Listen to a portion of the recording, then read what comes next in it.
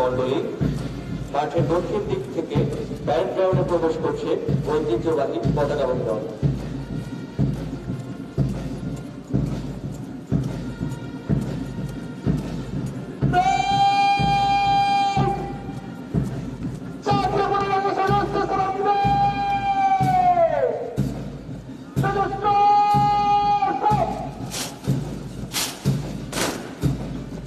সবুজ জমিনে লাল সূর্য আঁকা জাতীয় পতাকা বাংলাদেশের স্বাধীনতা, সার্বভৌমত্ব এবং মর্যাদার প্রতীক।